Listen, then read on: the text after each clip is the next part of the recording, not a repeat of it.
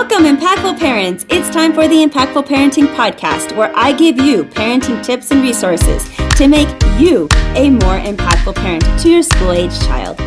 I am your host, Kristina Campos. Welcome, Impactful Parents. Today we're going to be talking about losing connection with your husband, wife, or life partner during parenthood.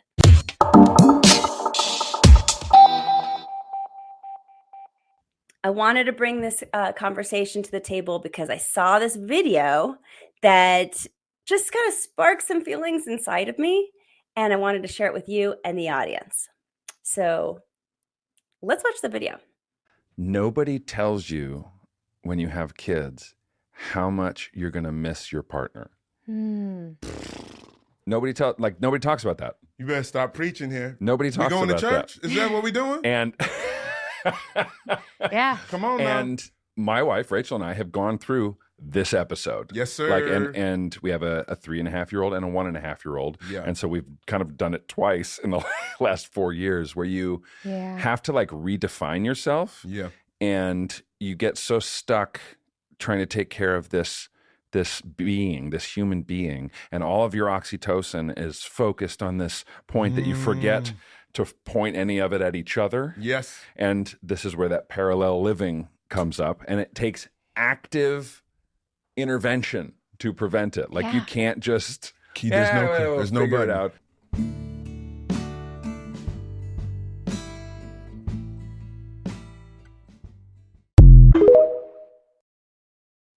I'm going to say it kind of hurts because I too feel like part of my divorce was due to this topic. It was losing each other in the whole thing of parenthood. Or maybe it was me. Maybe it was just me on my side.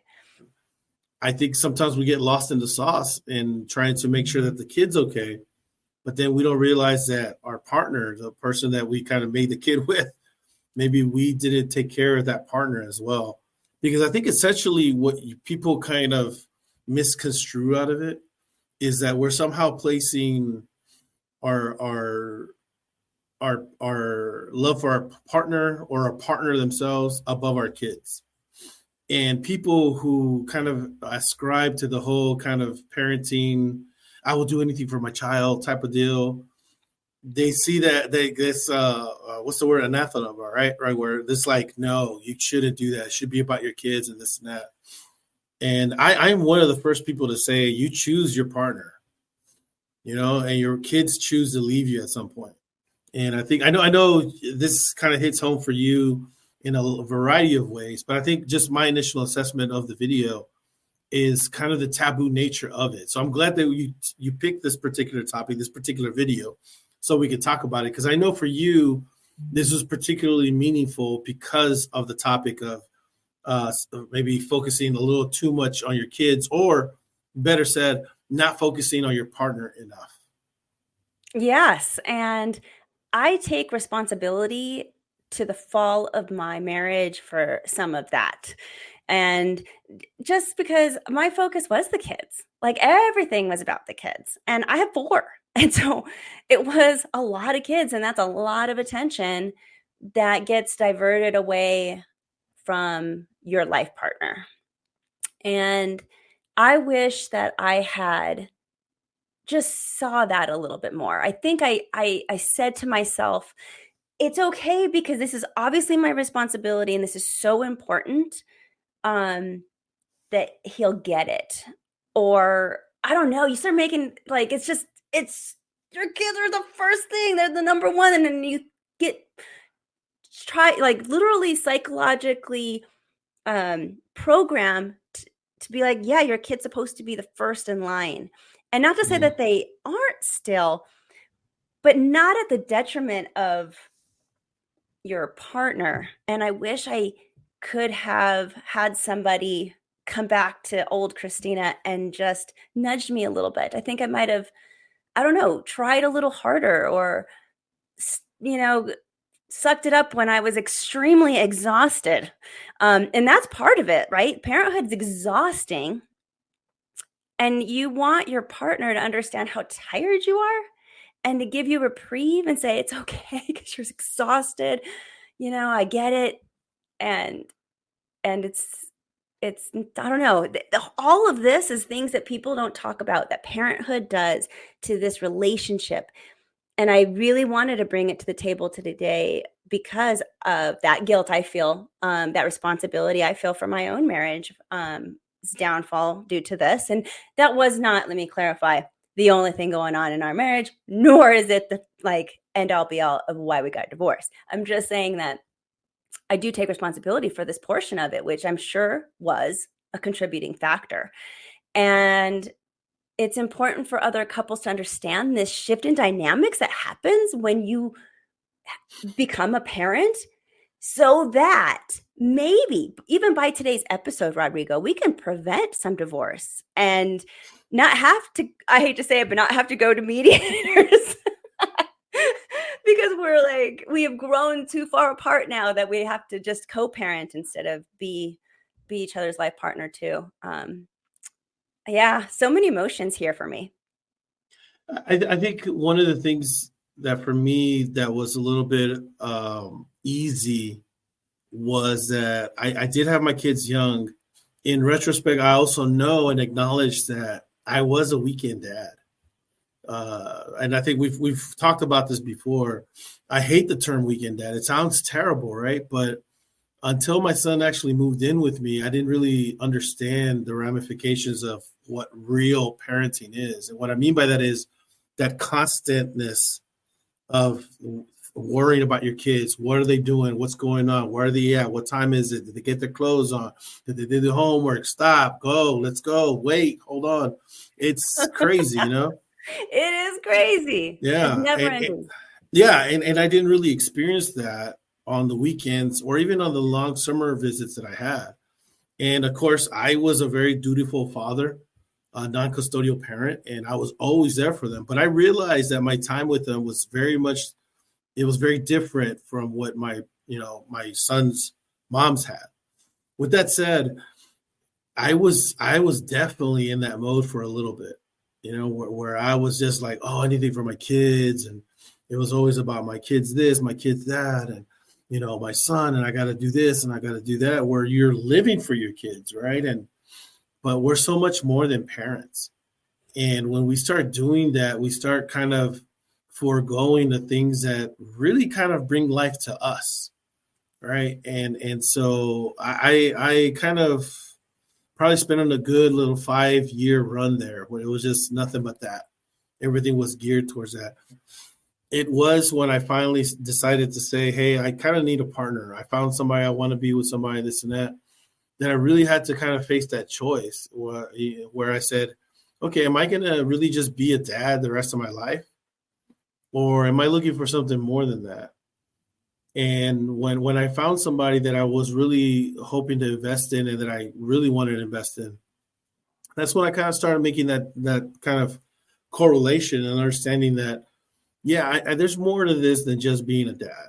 There's more to this just being a father and worried about my sons and so forth, until I got to the point, and I'll finish right here, that I realized, my boys want a happy dad, but I also want a happy guy, right? And so my happiness isn't really tied not just to my boys and not just to my partner, but really to myself. And what am I doing to make myself happy? And of course, your martyr parents will say, well, my kids make me happy. Well, yeah, I get that, but I think there's more to life than just your kids. I don't know. I don't know how long you went through that phase, Kristina, where you were kind of doing that, where your kids were your life. Well, how long do you think it took you to kind of understand that? Well, I didn't understand it until I got divorced, because it was that pick myself up from my bootstraps kind of day, and looking in the mirror and realizing that I had completely lost who I was. And I talk about that journey of finding myself again and realizing that I had lost myself after the divorce in a couple different other episodes, and pretty extensively. So if anybody would love to hear that, I'd love them to go check out those episodes. And maybe I'll put those in the show notes so that you know which episode to go look for. But When you become a parent, everything shifts, right? Like everything in your life shifts. And that includes who you become and your identity. So your identity starts to mold and shift and grow. And now one of your identities is a parent. And we talk about how you get whopped up into that you're not only a parent, but it's such a strong identity, especially for women, of what a parent is. And when you become a parent, you definitely morph into something different. You grow in ways that you never thought you could. You find out things about yourself, you're exhausted, you're tired, and this whole label of becoming a parent and anything that encompasses changes you. Um and it's it's so frustrating to me because and that happens for men too, where all of a sudden he's a dad and maybe he changes too in ways that she may not find attractive. And nobody talks about this. Yeah. Nobody talks about this, how we change and we grow, but it's not exactly always the most attractive ways, whether you're getting a dad bod or as they call it, or the mom is so tired and touched out by the end of the day. She doesn't even want to get touched anymore by her own husband or partner. We're not talking about this. And it's really disheartening to me because I think that people are really struggling alone and silently by themselves. Oh, I totally agree with you. I completely agree with you. And one of the things that folks don't do is communicate and honest communication because we're scared of hurting our partner's feelings. We're scared of getting our own feelings hurt. And so we don't practice good communication, constructive communication, and it starts going into resentment. It starts building into hurt. It starts building into pain. And instead of just being honest about stuff, and parenting changes folks. And instead of being honest about those changes, right? Hey, I gained a few pounds. Okay, hey, let's develop a plan. Let's talk about it, this and that. It's almost as if instead of talking about it, we instead have a shield and we expect maybe our partners to just deal with it and not talk about it. And then we don't, our partners are going to deal with their own problems and deal with whatever we're dealing with in their own way. And it just ends up being something that leads to friction. It leads to problems. It leads to folks not understanding each other. I think you brought up a really good example, right? Where as a mom, you're tired, right? All this energy and all this stress and taking care of the kids and the homework and this and that. And then at the end of the day, you just want to rest. You just want to relax. And maybe you don't feel up to, stuff, right? And there's your partner wondering like, hey, I was at work all day. Everything was great. Talk to the kids, and what's going on. And one day leads to 1 week, leads to 1 month. And, you end up doing things that, you really probably didn't even do before the kids were there, right? Where you're not intimate, where you're not sharing with each other and so forth. I know that it does get kind of mundane. I will say I did have a great practice that a partner and I would do every single weekend. We always had a date night. And I would like to say that it really grounded us. It really not only forced us or not only give us an opportunity to be ourselves, before kids, but also grounded us in what really made our relationship special, which was us, that we enjoyed certain things together. And so we would go eat, we would go, watch the movies, we'd go places or whatnot. And I really felt like that really did help make sure that we kept the focus on us. You still had the rest of the week going on, and so forth, but we had that grounding that occurred. And I think it's really important, even if you have volleyball practice, even if you have chess club, even if you got to pick up the kids in the morning to take them to go practice cross country, whatever the case may be, I would definitely ask folks out there to, set some time aside for you and your partner And even if you don't have a partnership with somebody there that you live together, right?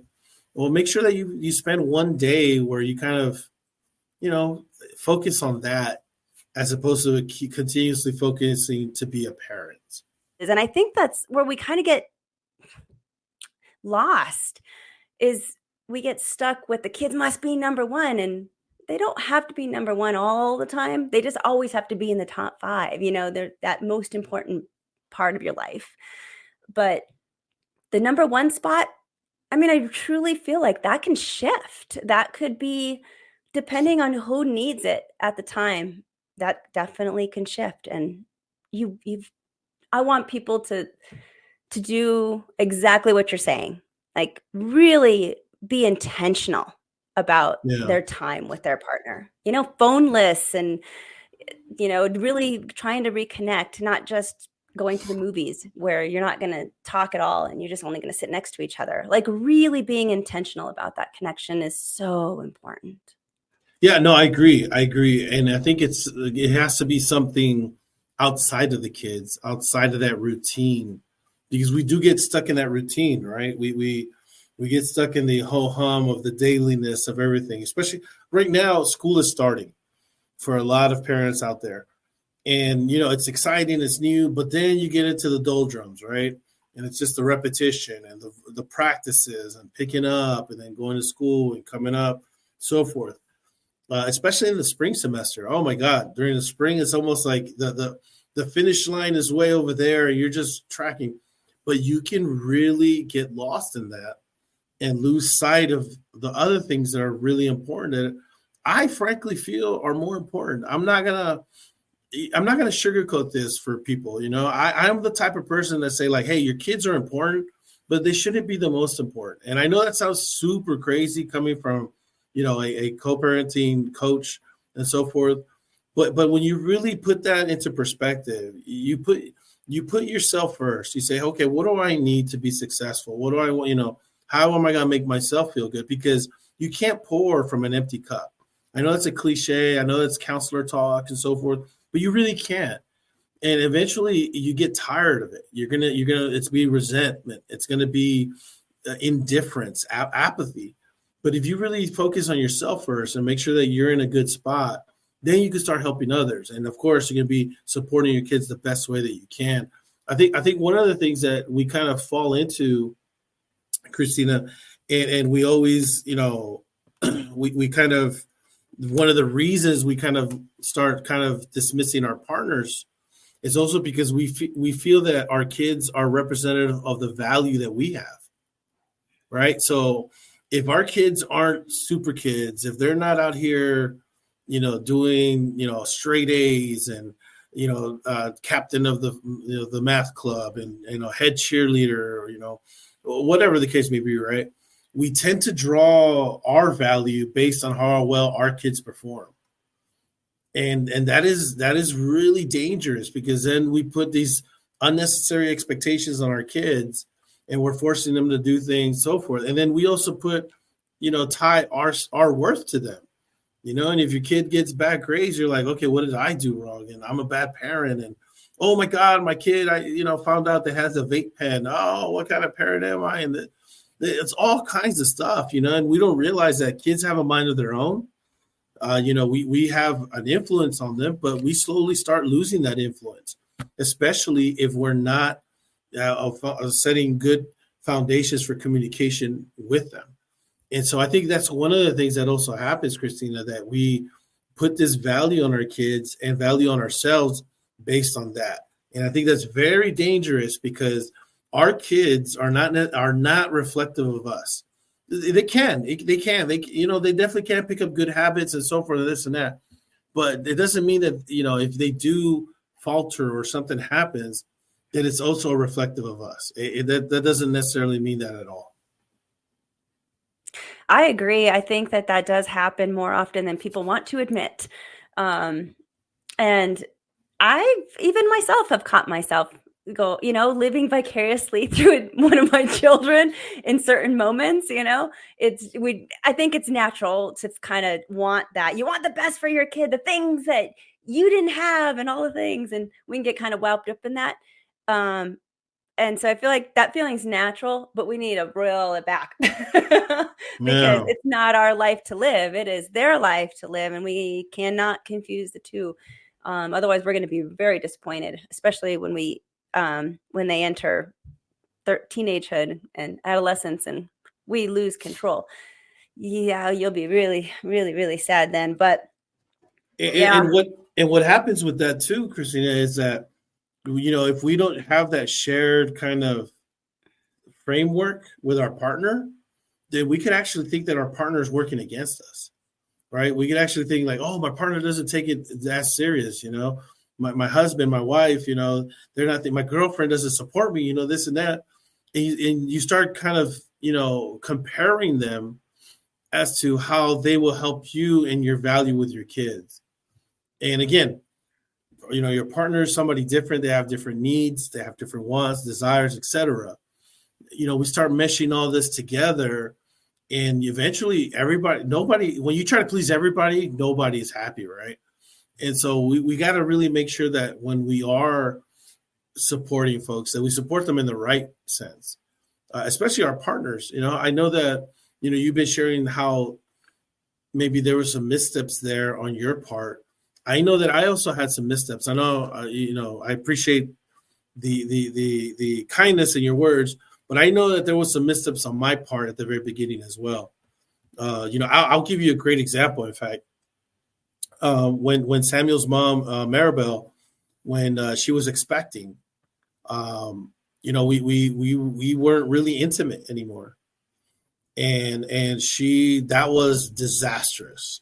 She felt, she had low self-esteem, no confidence. She felt like, like he doesn't want me anymore, this and that. And I was already just being a bad partner as it was, but it really just kind of solidified for her that resentment. And so when Samuel was born, and it was really before Samuel was born, maybe 2 months, when I kind of first heard his heartbeat and felt him kick, that I finally kind of like whipped into shape and said like, oh my God, this is real. I need to just, XYZ. When that happened, it was already too late. It was already too late. There was no turning back from that. She already had her walls up. She already knew that she didn't want to be with me. And it didn't matter what changes I made and so forth. And again, I was making very, very small changes. I wasn't changing my whole framework. That would happen later on in life, right? But it just goes to show how when we do, lose that focus on our partner, it can be very, very not sudden, but very. There's a finality to it that can occur that you just never recover from. And it's I hurting think each other's feelings. I feel like it's that, like, your feelings are hurt. And so until you get a good apology, which no one ever really does, because we don't come out and say, you hurt me due to this, because we don't do that. And with women, like, you brought up a really interesting topic of that, of your partner not feeling like you want her. Like, can I tell you, of course, there's so many differences, right? Every woman's different. But for me and my friends, the people I talk to, when you are from the 6 months pregnancy to about a year out of having that baby, you feel like crap. Your body feels horrible. You don't want really to be touched. You don't really want to have sex. But you do want to be held and just like doted upon, and even you do want to be wanted by your man. You want him to see that you're losing the baby weight little. You want him to see that, and that you're making progress, and that he loves you anyway. But at the same time, you don't want him really to touch you all that much, because then he'll think that leads to sex, but you don't want to have sex because you feel gross. And you get this big disconnect between partners. And I think it happens in so many households. And the saddest part about it is that men express their love through sex, And so when the women are like, no, then you guys feel rejected. And this spiral freaking happens because now I'll reject her. She doesn't really want me. And now, and before you know it, we're in this really bad place. And it happens that quickly and that easy. All these things, like you said. And it comes down to communication, I guess. But if people were just talking about all these problems more, at least maybe then some people could anticipate them and maybe start making headway to not having them happen in their relationship. Yeah, no, I agree. I'm a big believer in communication. And so what I always tell my co-parents that I work with, or even just my friends, just communicate, and if you communicate out of love, and if right from the get-go, like one of the first things I would say is like, hey, I love you. Okay. I just want to tell you this, I just frame it in a way where, hey, this is just, we're being honest with each other, and it's not about pain. It's not about hurt. It doesn't mean people won't get pain. It won't get hurt. It doesn't mean that, but at least you're being honest. And if you can start kind of communicating on that level, eventually that honest communication won't hurt. It'll just be honest communication. So I'm going to stop you there and ask you a question. I 100% agree. Okay. But I want to hear you say this for the audience. Why do you feel people are reluctant to be honest? I think a lot of it boils down to folks not wanting to hurt other people. That's probably the worst reason you could do it, because withholding the truth really does hurt the people that you love. So give me an example. Well, I'll give you a great example. I was talking to a parent one time, and I think I've used this example already, but I will use it again because, again, this just goes to show why good communication really works. His daughter could tell that he had an issue going on, and he had a breakup, and it's like, okay, but what did he do? Well, he masked it, right? His daughter says, hey, is everything okay, Daddy? He's like, oh no, yeah, everything's fine. Everything's fine. Just, Daddy will be okay, toughen up. And I told him, I go, why do you lie to your daughter? And when you frame it that way, it sounds terrible, right? It sounds like you lie. And so he said, of course, he goes, I'm not lying to her, just letting her know, hey, tough. I go, she can tell that you're hurting, you don't got to tell her your adult problems, but it's okay to tell your daughter that you're having a rough day. It's also okay to tell your daughter, hey, this is how I handle these rough days. What you're doing is showing her that you have emotional control.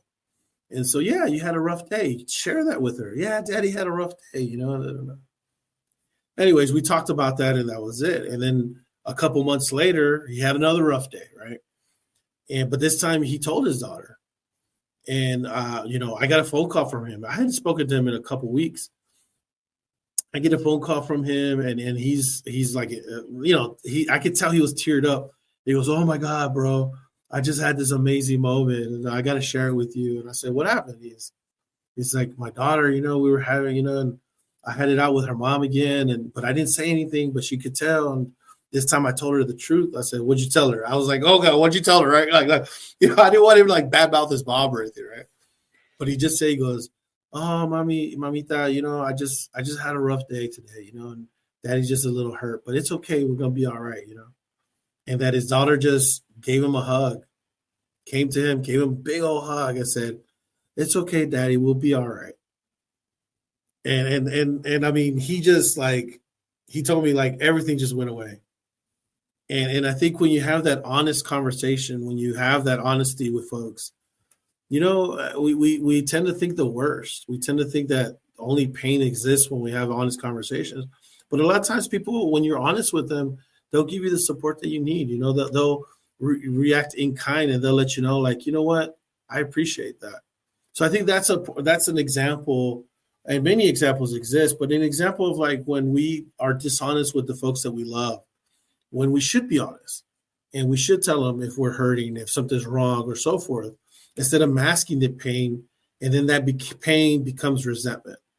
I talk a lot about resentment in this particular episode. We've been talking about it a lot because when I went through my mental health wealth journey, that's what I had built up a lot in my previous relationship that I was working on. It was a lot of resentment, and just and at the end of the day, I had to break up because it was just too much resentment to get over. I wasn't going to get over it. So, but that came from not being honest. That came from not really myself expressing what was bothering me, and instead I just let it built up until it became something else, and that's not what you want to do. That's not what you want to do.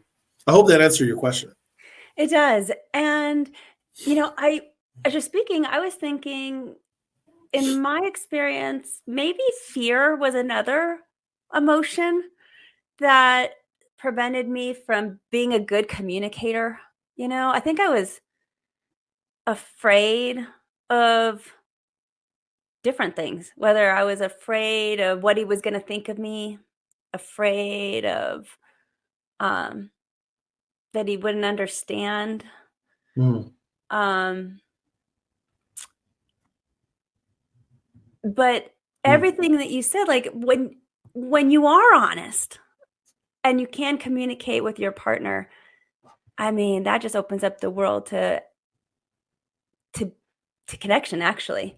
Yeah. I mean, that you're just vulnerable, and now you're willing to get connection with that. And since this whole episode is all about how can we keep that connection with our our partner so that we don't miss them, because you will miss your partner once you're in parenthood, because things are just not the same. But that is one. It goes back to that is one for sure. That is on the top of the list. You have to be vulnerable enough to communicate, really honest, and that was a good example of how it works. Yeah, I would say that would probably be the first thing, have establishing those open lines of communication. And then second of all is really setting the time for yourself for both of y'all. It doesn't have Both. to be. I think, yes, as you said, like, I think both. You need both. You need a date night and you need a yourself by yourself day. Yes. That is a great point. And something that kind of allows the other person to kind of do what they want to do for that night or whatever it is without any guilt. That without any guilt is the key there, Rodrigo. Super key. Because you know how important it is for girls' night, right? And I'm pretty sure you understand this. Like the first time you have girls' night after maybe you've had a kid, or you've been out, from the scene or whatever. Oh yeah, we went crazy. I bet. It's important for folks to make sure that we give our partners and ourselves space to do what we want to do without having that guilt, without having any type of remorse, without having any type of throwing it back in our face or anything like that, because we do still want to do things, and when you're a parent, you might feel guilty. You might feel like you shouldn't want to do something, whether it's going out on a girls' night, whether it's going fishing with the boys, whether it's whatever activity you do. I mean, for me, for example, I like to listen to music. I like to go to the movies, right? I like to travel. Yeah, so I don't want to feel guilty if I'm in a partnership and I want to do that, and I think a lot of times we don't discuss that, especially when we are parents, when we have our kids. We don't want to take away from our quote unquote their time. It's like, no, it's my time. That's really what you should do, and think about it. And you deserve that time. You don't have to be attached all the time. How often do you think that parents should do is it once a month date night and one once a month time alone? Or what do you think a timetable is for people who are interested? That's a great question. And I'm going to tell you exactly what my counselor told me at the time, and Ooh. something that I would actually tell people now. You should make that a weekly thing. It should be a weekly thing, because you don't take breaks from that. It should be something that you're committed to, something that you can make happen. Now, of course, if you have to plan it around events and around things, right? I understood, right? Okay, we can't do it on Friday because Friday nights is football night, and Little John has football games on that night. Okay, great. That's fine. You don't have to force it or anything, but definitely force it that it has to happen. And so I would say, definitely once a week for that shared together time. As far as outside times, the way we did it was once every other week. So, 1 week was like, I don't know, a Thursday. I say like, oh yeah, I'm gonna go play poker with my homeboys and blah blah blah, right? Or this and that. Okay, cool. Blah blah blah. And then the next week, hey, me and the girls are gonna, and I think that's kind of a nice little kind of alone time or this and that. Or sometimes, for example, one of my partners, she would just go into the restroom and just put on the bath bomb, whatever, and then like do the plastic things between her fingers or something, or I don't know. Come on, I'm totally out of my element, but all that stuff and beautifying stuff, yeah, beautifying stuff, and then put like the little sauna, like and put the mask on, and then eventually spa day in it. Nice. Oh yeah. Oh, eventually I got dragged into it too. I had the black mask and this and that. So, but whatever is good for her. I mean, that's her deal. So it may not necessarily mean like going out or anything like that. But the last thing too that I want to say is that doesn't mean that it's only occurs in that time. We have to give each other grace and say like, hey, maybe there's something going on that Saturday. Let's go do that. Let's do this. Let's do that. I think there just one of the things that gets lost when we become parents is that spontaneity. Obviously it's hard. It's this. It's hard, I'm right? the least spontaneous person, and it's because of parenthood. Yeah, everything's planned. Everything this and that. And so when the final tidbit that I remember my counselor sharing with us was try to see if you can create that every now and then. It could be breakfast in bed, something real simple, maybe one afternoon y'all are gonna watch TV and like, no, grab her hand and just take her out, just go somewhere, you just have to develop kind of a sense for that. Oh, that's one of the things that gets lost, right, when we become parents. And one of the things that I think does make a difference in a relationship when you both are parents and you're both kind of looking for that, that spark and making sure that you maintain it. Because as you said before, and like the video that we saw, shows, it's hard. It's really hard. And the reason it becomes harder is because we don't talk about it. So at the very least, start talking about it. I think that this was a great episode, and I hope that everybody does that. And just to reiterate, we're saying, hey, you guys, communicate, be honest with your partner. It's going to make you vulnerable, but it's an opportunity for connection. We're also saying, hey, make yourself and your partner a priority. Your kids, they are definitely a priority also, but they are not the only priority.